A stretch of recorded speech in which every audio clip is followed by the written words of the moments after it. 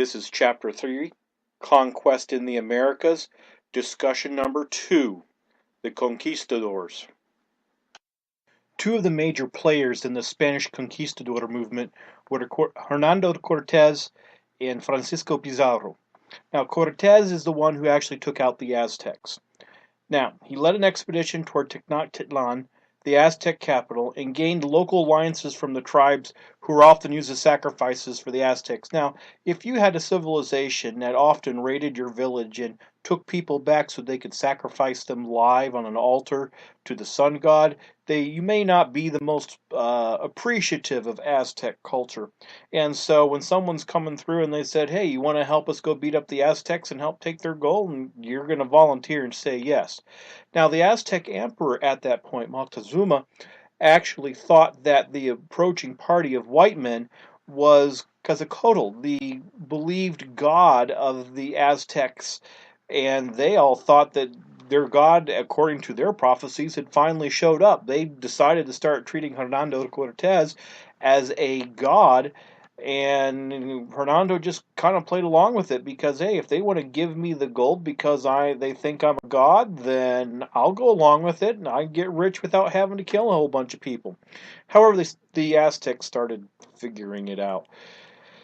So, Cortés actually was able to, with a little bit of trickery, capture Moctezuma, and then later he was kicked out, mainly because he only had about 50 troops and there were several thousand Aztecs. Of course, they had horses and they had guns and cannon, and pretty much all of the Aztecs had were some pretty good arrows.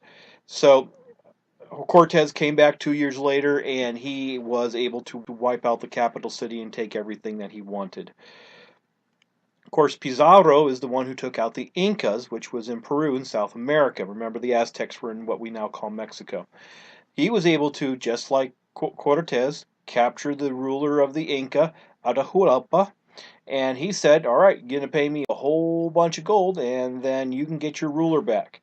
Now, they paid a whole bunch of gold, and they said, oh, that was kind of easy, so give us some more gold.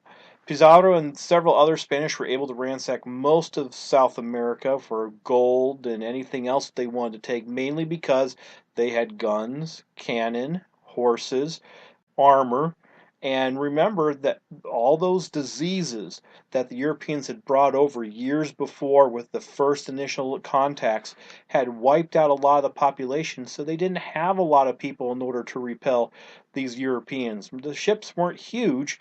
They didn't have huge numbers of soldiers. They just had enough, and with their weapons, they were able to strategically take over South America and take everything they could from it.